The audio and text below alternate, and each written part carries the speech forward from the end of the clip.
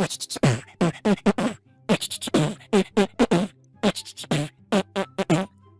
I'm dropping a beat. Hello, this is Chippy the Chipmunk. How are you?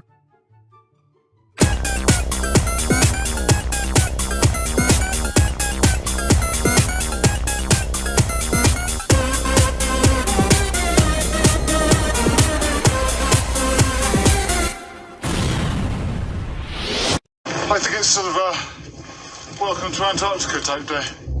The Walking with the Wounded South Pole Allied Challenge is a race like no other. Led by expedition patron Prince Harry. If you screw up out here, you get punished. 4 wounded British soldiers. We're going to stop faffing and just get on with it. Are taking on teams from the Commonwealth and the USA. Right now, I feel like I'm at war. In a race to the South Pole, they'll face extreme temperatures. This is a savage environment.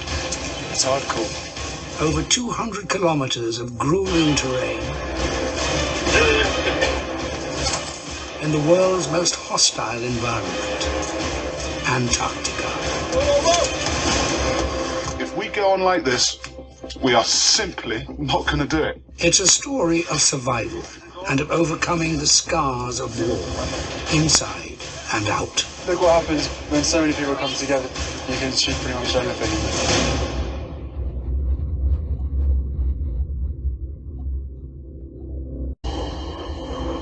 It's the morning of the race start in Antarctica. Sunday morning, the 1st, I think. And we're leaving at 1300. The wind's blowing, I think, probably 30 miles an hour, bringing it to minus 40 potentially, I don't know. But it's damn cold.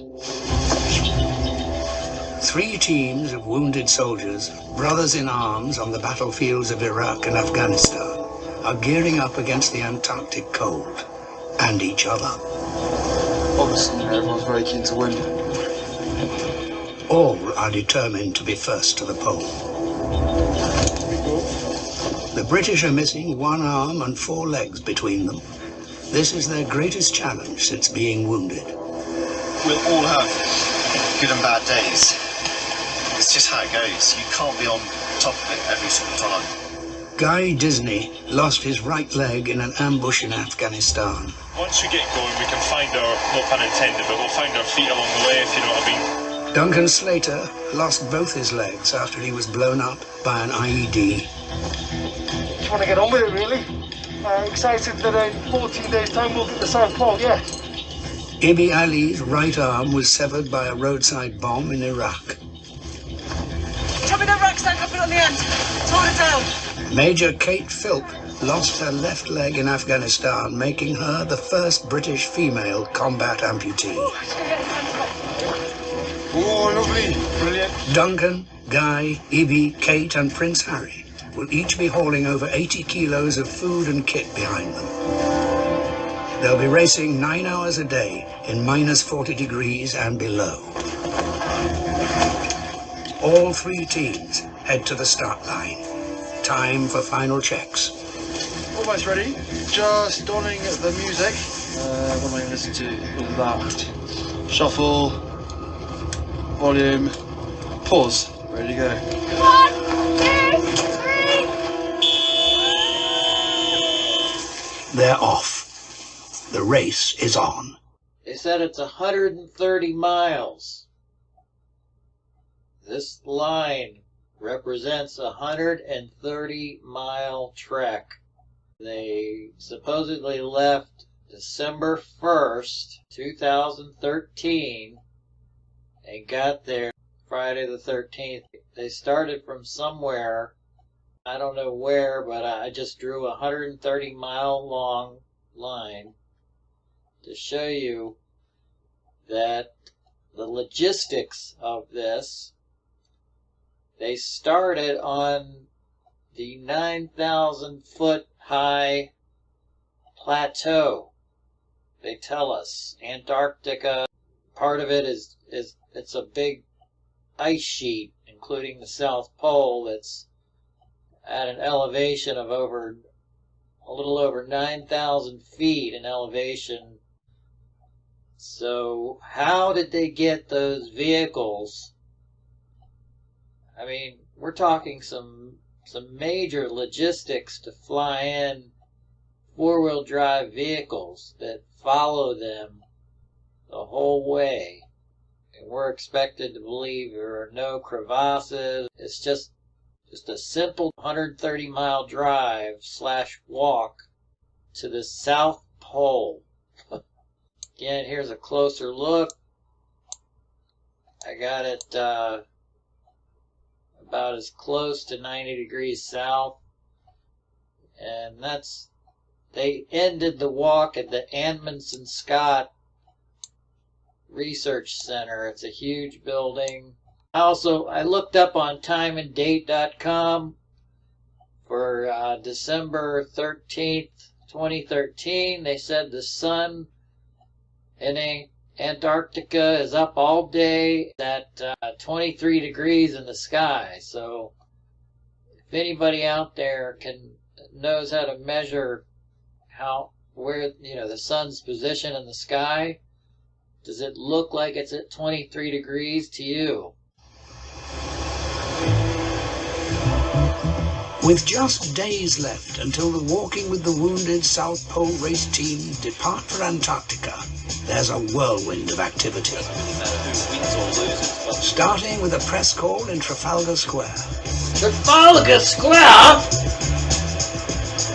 Former U.S. service members are on a race to the South Pole. I'm Alfonso Van Marsh in London. I'll tell you more coming up.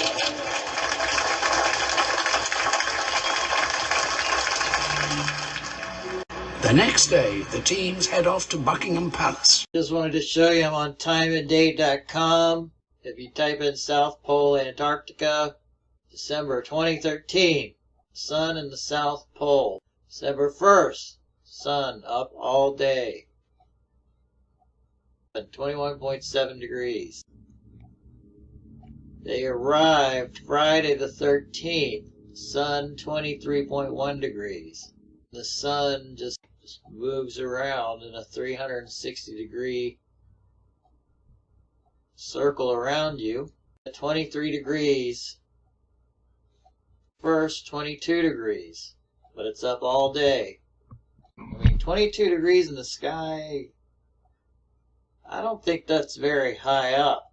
Maybe some people that know more about this stuff can chime in. Is the sun where it should be? About to leave for Antarctica. There's a mix of excitement and nerves. Honestly, shitting myself today. Shitting yourself. It's also a moment for goodbyes. En route to Antarctica, there's a stopover in South Africa. South Africa. So they go from South Africa. They fly from South Africa to somewhere in Antarctica. I don't know. But the question remains, how do they get the vehicles? And where exactly are they starting on this 130-mile trek to the pole? When right there, that's 834 miles. That's 830. Wait, there's 795. That's the shortest distance. That's over 1,000. So some of these bases are almost 2,000 miles away, 1,800 miles, whatever, Again, 1,000 miles. 800. This is in the 800-mile range. They're starting. Keep in mind, this is 130 miles. So they're starting somewhere in this circle. And again, they have the logistics to fly in everything and drop them off a high plateau of ice and minus 49 degrees below zero temperatures. And there's 3 teams, 12 wounded warriors that are, some are double amputees, and we're expected to believe they trek for 2 weeks in those kind of harsh conditions. And they have very little footage. It could have been shot in 1 day, and through the magic of video editing, they make it look like this just long, arduous journey. And so we'll pick it up. Antarctica is a 6-hour flight away on a Russian cargo plane across the Southern Ocean. 6-hour flight from South Africa on a propeller The teams plane, arrive on the bleak Antarctic plateau. and they arrive on the It's the world's plateau. largest ice sheet, 3,000 meters above sea level. It's minus 40. You just feel it straight away, the nostril hair freezing. One thing I noticed as soon as we got off is the altitude. You're immediately short of breath. And apart from that, the view is absolutely spectacular, but clearly not meant for mankind. Just look how cool Look, it is. It's where'd they get the amazing. vehicle? It's ridiculous that a place like this should exist. One of the few places on Earth that hasn't been screwed up by humans. If you can't be free here, where can you be free? Look, a twin prop plane. Okay, and check this out. They said Antarctica is a 6-hour flight away from South Africa on a Russian cargo plane that looked like it was a 2-prop propeller plane. Look at the mileage here. 3,700 miles. That's from Cape Town Airport to this is the geographic South Pole, which is 130 miles away. So I'm just assuming, I mean, it doesn't matter. This is the closest. So they could be starting anywhere within this 130-mile radius. So the least distance, if they flew in a straight line, 3,700 miles. How is a propeller plane make that trip in 6 hours? Please, someone tell me if that's even possible. I'm too lazy to do the math, but I mean, in my head, I'm thinking, I don't think so. I mean, I've flown from coast to coast before, and it takes a good 5-6 hours, and this is double that. You're looking at, I don't know how many hours of flying on a twin prop engine. Are you kidding me? That old Russian beat up plane looked like, maybe a top cruising speed of, let's say 200 to 300 miles an hour, maybe. Probably more like 200, I don't know, someone can chime in on that, but there is no way that plane flew. And it shows them landing it tells you they land in late November 2013 on the plateau 130 miles away, where they've already got, somehow they have 4-wheel drive vehicles sitting there that are going to drive with them while they march over crevasses and, with double amputees. So I just wanted to point this absurdity, total absurdity out.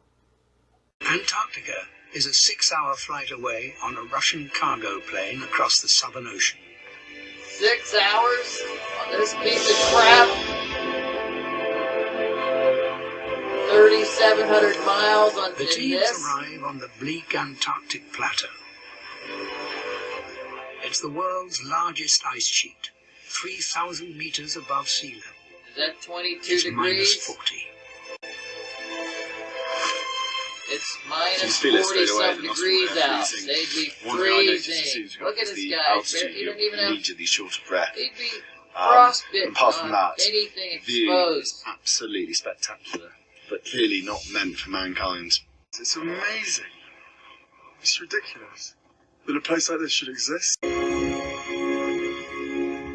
At the bottom of the world, the race is about to begin. Okay, so they land on November 25th, 2013, and there's the sun. Is that 22 degrees or 21 point something degrees up in the sky? I don't have a way to measure that. What did they do for 5 days? What is it? November 30th? 24, 6, 7, 8, 9. They sit there for 5 days, and then they start the race on December 1st and end it 130 miles later at the Amundsen Scott Research Station at 90 degrees south on Friday the 13th, December 2013. This 3,700 mile distance from South Africa is where they said they're taking off, so I'm assuming they're flying from the Cape Town airport. That would make sense to me.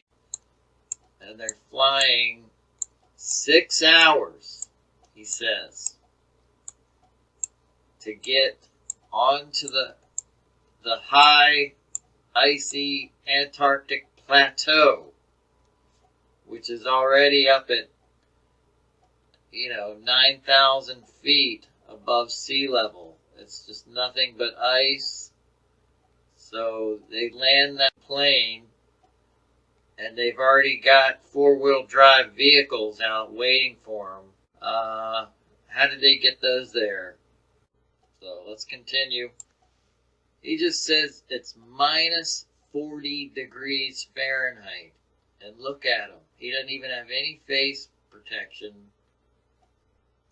I mean, that's frostbite. There's no steam coming out of his breath.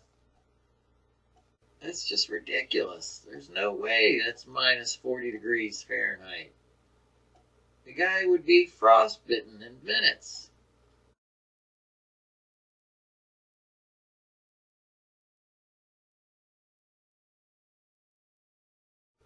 They've landed this twin prop.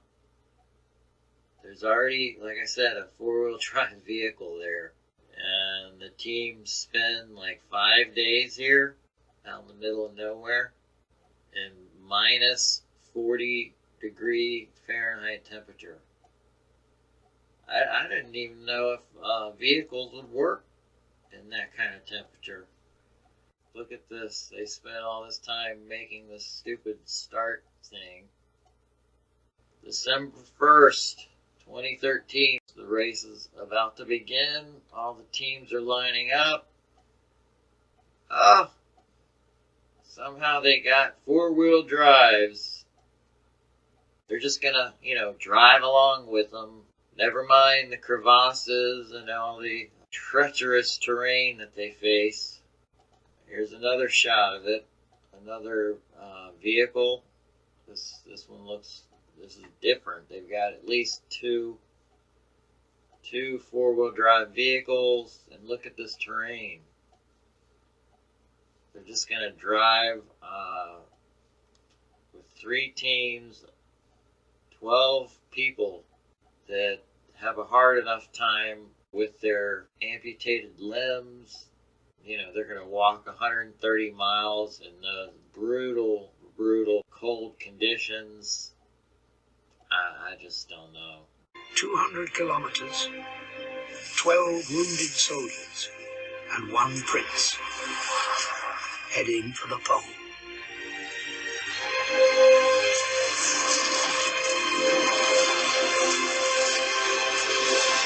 Antarctica. 13 million square kilometers of snow and ice, and the setting for an extraordinary challenge. It's ridiculous. I think he's just completely lost it. I got frozen hands. It's a journey that will challenge the wounded. Easy, you're going to feel very dizzy.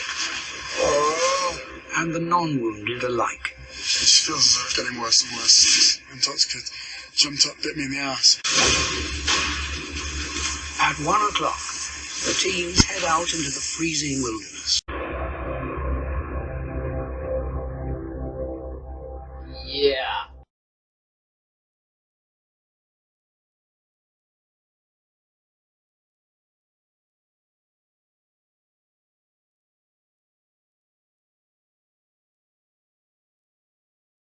This is Chippy the Chipmunk. Bye-bye, everybody. See you in the next video.